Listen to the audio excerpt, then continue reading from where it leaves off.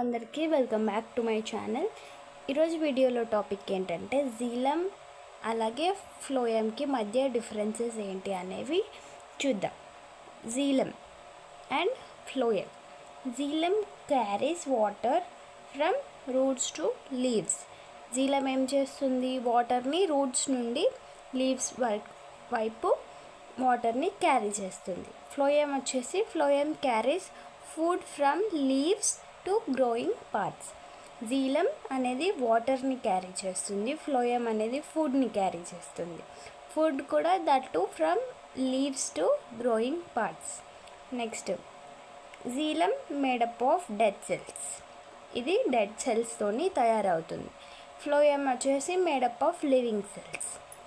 Next, cell wall is thick. జీలంలో cell wall అనేది థిక్గా ఉంటుంది. అండ్ ఫ్లోయంలో వచ్చేసి సెల్ వాల్స్ అనేవి థిన్గా ఉంటాయి, సన్నగా ఉంటాయి. Next, cell wall is made up of lignin. So cell wall అనేది జీలంలో లెగ్నిన్తో మేడప్ అయ్యి ఉంటుంది. నెక్స్ట్, ఫ్లోయంలో వచ్చేసి cell wall is made up of సెల్యులోస్తోని సెల్ వాల్ అనేవి తయారై ఉంటుంది.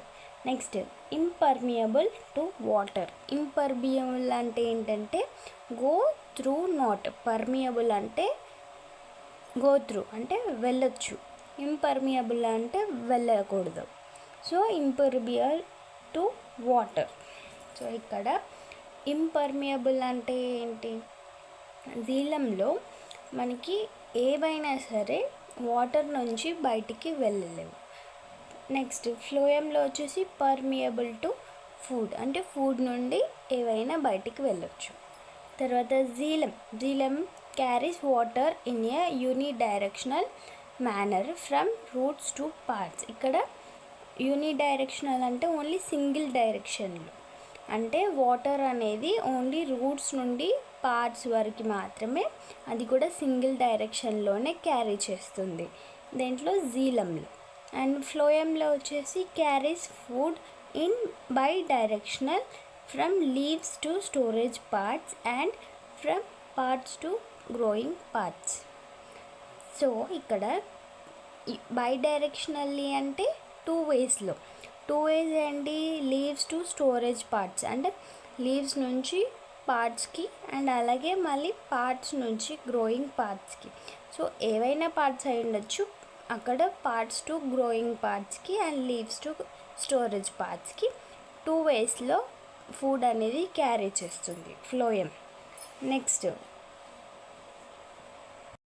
Found in the centre of the vascular bundle. So Jhelum అనేది వాస్క్యులర్ బండిల్లో సెంటర్లో ఉంటుంది.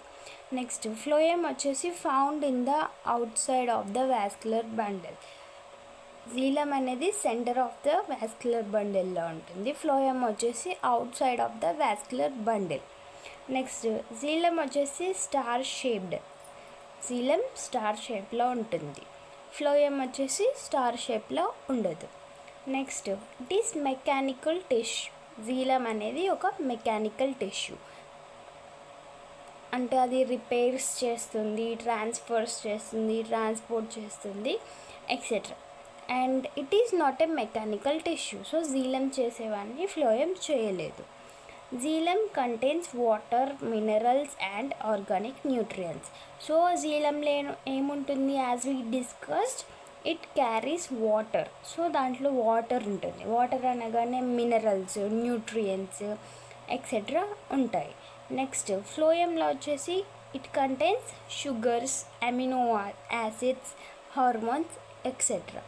సో ఫుడ్ కాబట్టి ఫుడ్ అనగానే మనకి sugars, amino acids, hormones etcetera ఉంటాయి. జీలంలో water, minerals, organic nutrients. And ఫ్లోయంలో వచ్చేసి షుగర్స్, అమినో యాసిడ్స్, హార్మోన్స్.